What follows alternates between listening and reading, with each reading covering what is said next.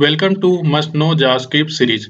इस सीरीज में मैं वैसे जावास्क्रिप्ट कंसेप्ट्स को आपसे अवगत कराऊंगा जो हर एक डेवलपर या प्रोग्रामर को पता होना चाहिए अगर वो वेब एप्लीकेशन की ओर बढ़ रहे हैं या फिर वेब एप्लीकेशन पे काम कर रहे हैं। ये सीरीज उन लोगों के लिए भी है जो वेब एप्लीकेशन की ओर जाना चाहते हैं या फिर अपना फ्यूचर वेब एप्लीकेशन की ओर ही देख रहे हैं। स्टैटिक कीवर्ड जब आप जावास्क्रिप्ट क्लास के अंदर यूज़ करोगे तो वो बस उस क्लास को ही बिलोंग करेगा। आप ऐसो अलग से मल्टीपल ऑब्जेक्ट इंस्टेंस अगर उस क्लास के लिए कर रहे हो तो उसको वो बिलोंग नहीं करेगा। फॉर एग्जांपल यहाँ आप देख सकते हो, एग्जांपल लिया मैंने, क्लास नेम लिया, ठीक है, स्टैटिक वेरिएबल लिया हेलो जेएस, उसको असाइन कर दिया। अब बाद में हम उसको कॉल कर रहे हैं class name dot static variable करना पड़ता है, तो हेलो जेएस आ जाएगा। अब आते हैं नेक्स्ट, पेरेंट चाइल्ड रिलेशनशिप। तो इनहेरिटेंस कंसेप्ट ला रहा हूँ, तो यहाँ पे आप देख सकते हो पेरेंट में स्टैटिक वेरिएबल आया, चाइल्ड में भी स्टैटिक वेरिएबल आया। अब दोनों को डिस्प्ले कर रहा है यूजिंग चाइल्ड क्लास नेम, ठीक है। तो यहाँ पे एक चीज़ आपको ध्यान देना होगा कि री इनिशियलाइजेशन हम नहीं कर सकते हैं जो पेरेंट स्टैटिक फील्ड है, ठीक है। अब आते हैं नेक्स्ट, तो 3 वेज होते हैं जो कि हम स्टैटिक कीवर्ड को डिस्प्ले कर सकते हैं, ठीक है। पहला ये वेज हो गया जो डायरेक्ट प्रॉपर्टी यूज कर रहे हैं और इनिशियलाइजेशन कर दे रहे हैं, ठीक है। दूसरा मेथड कॉल करके, और तीसरा स्टैटिक ब्लॉक करके। तो स्टैटिक मेथड कॉल और स्टैटिक ब्लॉक, ठीक है। अब आते हैं इसको डिस्प्ले कैसे कराते हैं, तो यहाँ class name dot static property करके यहाँ डिस्प्ले करा दिया, और class name dot static method करके कॉल इसको डिस्प्ले करा दिया। अब क्या हुआ, इसका यूज समझते हैं। तो ये बेसिकली यूज होता है कैचिंग पर्पस के लिए या फिक्स्ड कॉन्फ़िगरेशन के लिए, ठीक है। मेथड का यूज होता है कुछ ऑपरेशन करना हो या रिटर्न करना हो, और ब्लॉक का यूज होता है जो स्टैटिक है। जावास्क्रिप्ट में जब आप कोड करते हो तो रिक्वायरमेंट्स क्या होना चाहिए? एरर फ्री होना चाहिए कोड, क्लीनर कोड होना चाहिए, डिबगिंग ईजी होना चाहिए, अनडिक्लेयर्ड वेरिएबल्स नहीं होने चाहिए। तो ये सब फैसिलिटी देता है यूज स्ट्रिक्ट मोड। तो यूज स्ट्रिक्ट मोड ECMAScript 5 के बाद इंट्रोड्यूस किया गया था। आइए समझते हैं। तो एग्जांपल पहला है, ठीक है। तो यहाँ आप देख सकते हो कि अनडिक्लेयर्ड वेरिएबल्स है, एरर थ्रो कर देगा। अनडिक्लेयर्ड ऑब्जेक्ट है, ये भी एरर थ्रो करेगा। यहाँ पे आप देख सकते हो फंक्शन के अंदर अनडिक्लेयर्ड वेरिएबल है, ये भी एरर थ्रो करेगा। फिर उसके बाद यहाँ आप देख सकते हो कि इसके ऊपर यूज स्ट्रिक्ट नहीं लिखा गया, जिसके कारण इसमें एरर नहीं थ्रो करेगा, बट फंक्शन के अंदर आप देख सकते हो यूज स्ट्रिक्ट लिखा गया है, इसलिए यहाँ एरर थ्रो कर देगा। अब नेक्स्ट आते हैं यहाँ पे, तो यहाँ पे आप देख सकते हो कि डिलीट हम कोई भी जो वेरिएबल है उसको नहीं कर सकते हैं, ठीक है। तो यहाँ एरर थ्रो कर देगा। फिर यहाँ इसी तरह फंक्शन को भी आप डिलीट नहीं कर सकते हो, ठीक है। तो यहाँ भी आप एरर देखोगे, ठीक है। अब यहाँ पे आप पैरामीटर, दोनों सेम पैरामीटर आप पास नहीं कर सकते हो, अगर किए तो एरर थ्रो कर देगा। अब यहाँ पे आप देख सकते हो ये बेसिकली कीवर्ड्स है, ठीक है। कीवर्ड्स आप यूज नहीं कर सकते हो डिक्लेरेशन के समय, एरर थ्रो कर देगा। तो इस केस में भी आर्गुमेंट्स आप लिख नहीं सकते हो, ठीक है। जब आप वेरिएबल डिक्लेरेशन करे हो, एरर थ्रो कर देगा। इस केस में इवैल हो रहा है, तो यहाँ भी आप देख सकते हो अनडिक्लेयर्ड वेरिएबल है, ये एरर थ्रो करेगा। और यहाँ पे आप देख सकते हो कि फंक्शन में डिस यूज हुआ है, तो डिस के केस में यहाँ एरर थ्रो नहीं करता है, अनडिफाइंड होता है, और यहाँ होस्टिंग होता है। मोस्ट कॉमनली यूज जो रेगुलर एक्सप्रेशन मेथड्स जावास्क्रिप्ट में होते हैं, आइए उसके बारे में जानते हैं। तो सबसे पहले एग्जेक्ट मेथड के बारे में जानते हैं। तो यहाँ पे सबसे पहले स्ट्रिंग लिया, फिर पैटर्न लिया, रेगुलर एक्सप्रेशन पैटर्न बेसिकली ये है। अब उसमें सो डॉट एग्जेक्ट लगा के उस स्ट्रिंग में चेक कर रहा है कि वो पर्टिकुलर पैटर्न जो टी है वो अवेलेबल है कि नहीं। तो यहाँ पे देख सकते हो अवेलेबल है, तो वो डिस्प्ले टी करेगा। अगर अवेलेबल नहीं होता तो वो नल करता। अब आके नेक्स्ट आते हैं इसमें, जो कि टेस्ट मेथड है। तो इस केस में क्या होता है, एक स्ट्रिंग लिया, एक पैटर्न लिया। अब उस रेगुलर एक्सप्रेशन पैटर्न में वो टेस्ट करेगा कि वो स्ट्रिंग में वो पर्टिकुलर पैटर्न है कि नहीं। यहाँ आप देख सकते हो है, तो वो बूलियन ट्रू भेजेगा, अगर नहीं होता तो फॉल्स भेजता। अब आते हैं तीसरा, जो कि टू स्ट्रिंग के बारे में बताया जा रहा है। तो कोई भी रेगुलर एक्सप्रेशन पैटर्न ऑब्जेक्ट या फिर नॉर्मल रेगुलर एक्सप्रेशन पैटर्न, उसको अगर हम स्ट्रिंग में चेंज करना है तो टू स्ट्रिंग लगा के करते हैं। आप देख सकते हो टू स्ट्रिंग लगाया है, ठीक है। अब रेगुलर एक्सप्रेशन पैटर्न ऑब्जेक्ट कैसे बनाते हैं, तो यहाँ न्यू लगा के न्यू ऑब्जेक्ट क्रिएशन होता है।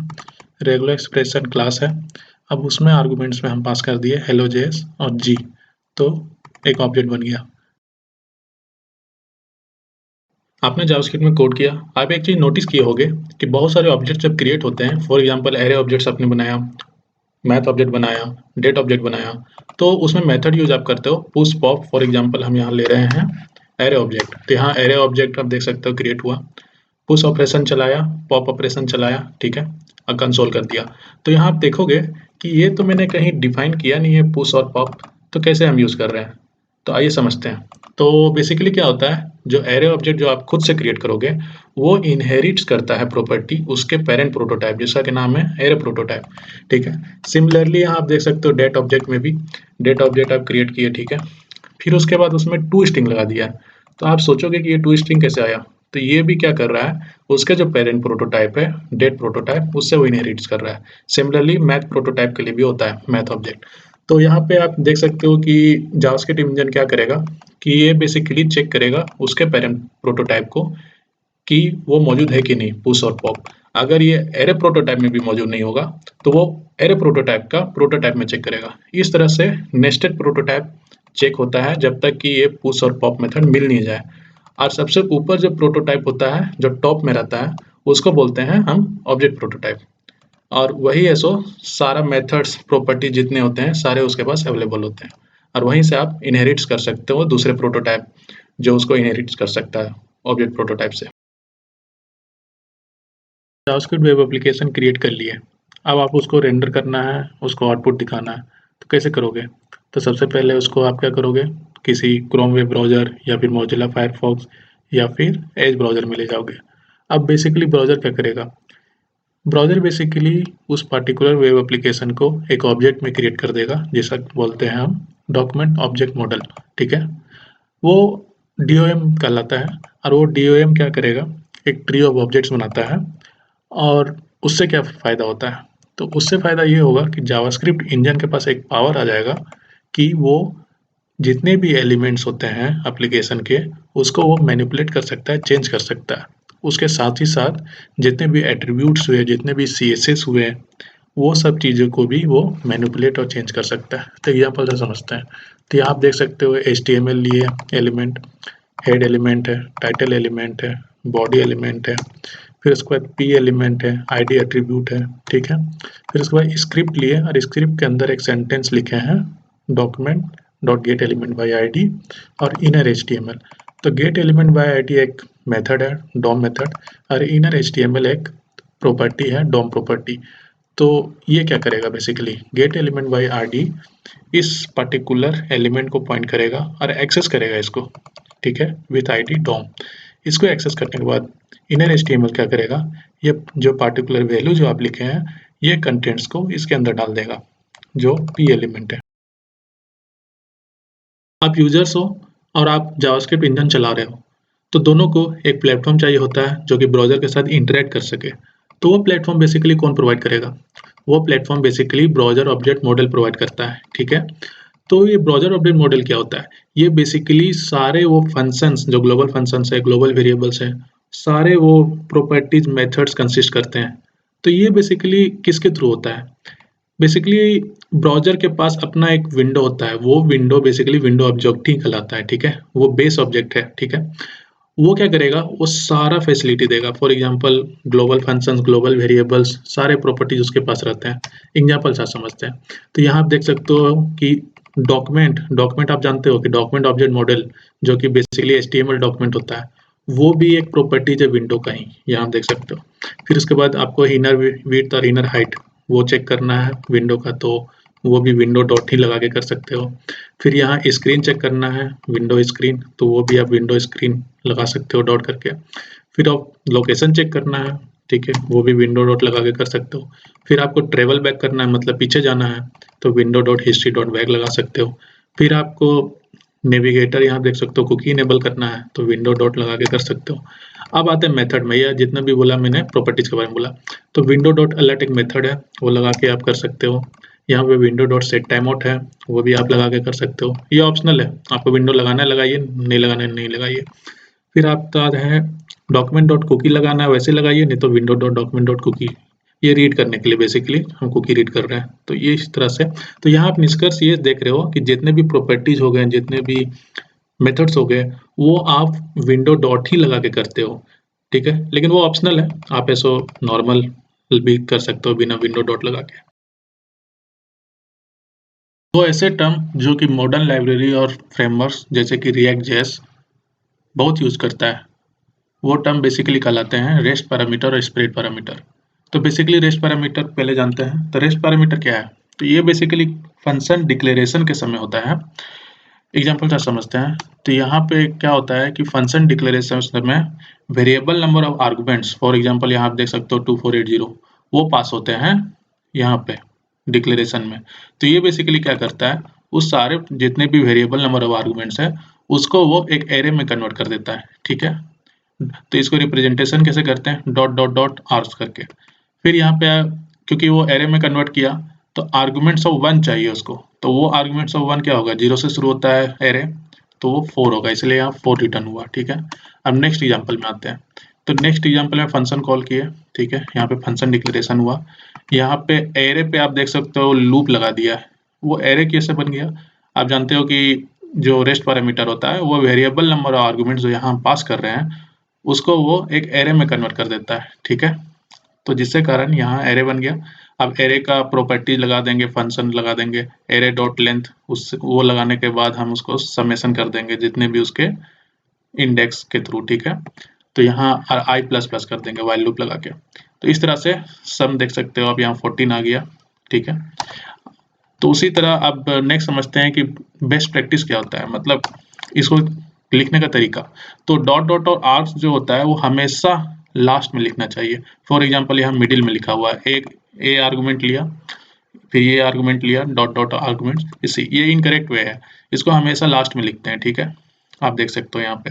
और एक चीज और आप देख सकते हो कि ये जितने भी वेरिएबल नंबर ऑफ आर्गुमेंट जो यहाँ पास हो रहे हैं, ये कोई जरूरी नहीं है कि पूरा को ही हम डॉट डॉट डॉट आर्क्स कर सकते हैं, हम ऐसे भी कर सकते हैं ए कॉमा फिर सिर्फ 570, इसको हम एरे बना सकते हैं, ठीक है।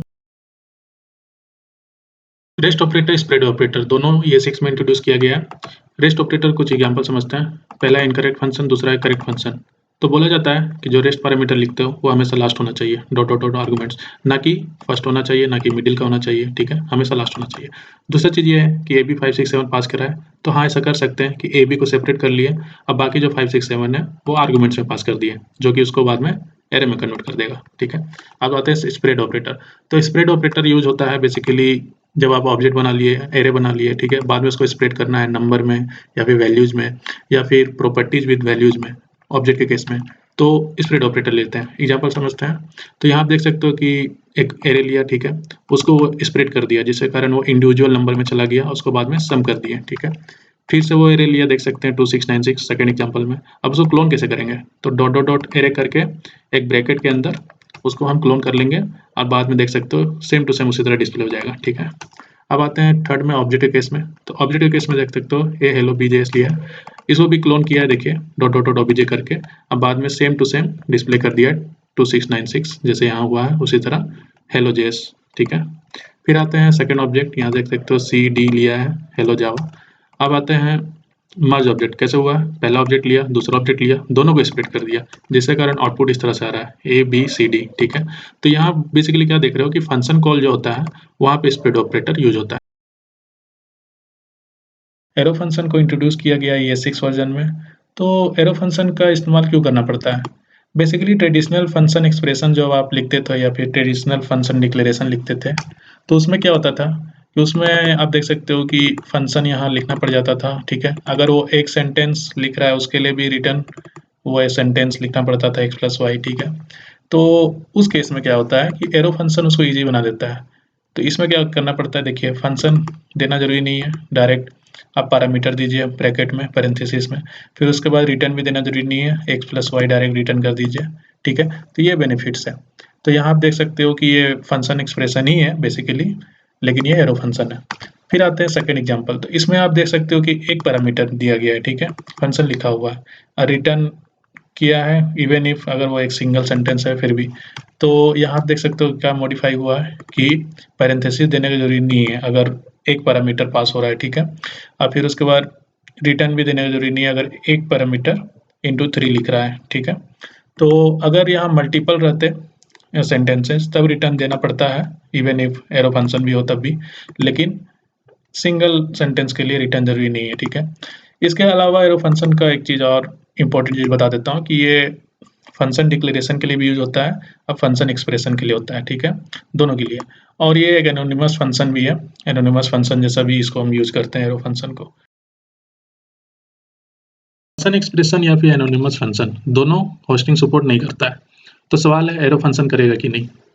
तो एरो फंक्शन में इशू होते हैं होस्टिंग के समय, आइए समझते हैं एग्जांपल साथ।